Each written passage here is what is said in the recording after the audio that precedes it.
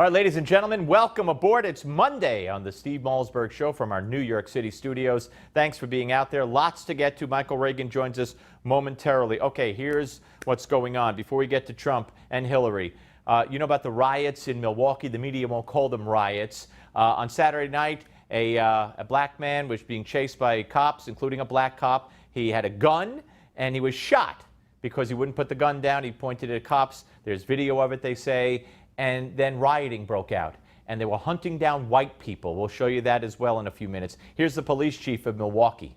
There was a great deal of gunfire in the area last night between 30th and 51st in Keith Center.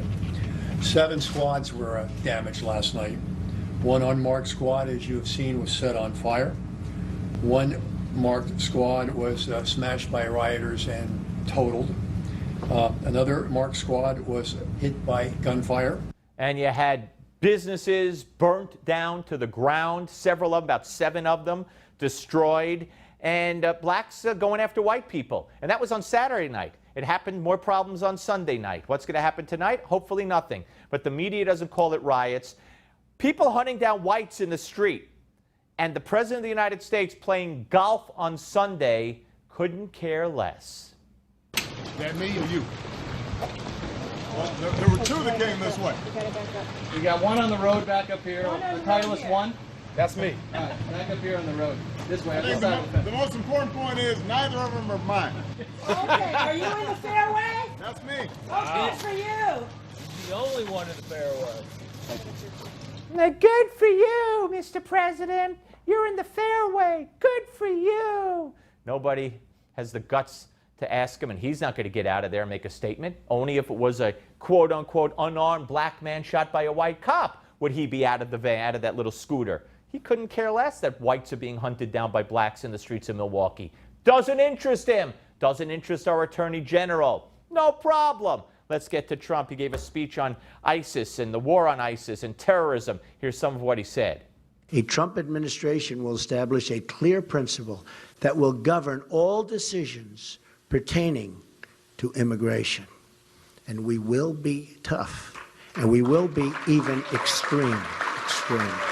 The time is overdue to develop a new screening test for the threats we face today. I call it extreme vetting. I call it extreme vetting. Extreme vetting. Very, very important. And he also had this to say. To put these new procedures in place, we will have to temporarily suspend immigration from some of the most dangerous and volatile regions of the world that have a history of exporting terrorism. Not for us. Not for us. Bravo. Now, I don't know if Trump has ever said he's going to use ground troops to get ISIS. He may have alluded to that it might be necessary one day, but he's been very careful not to tip his hat. Hillary, in the proud tradition of Barack Obama, which has seen ISIS grow just, all over the world into many, many more countries than they were in at the beginning when they were a JV team. And Barack Obama constantly tells us who we're sending, where we're sending them, when we're sending them, for how long we're sending them. Hillary is now playing the same game.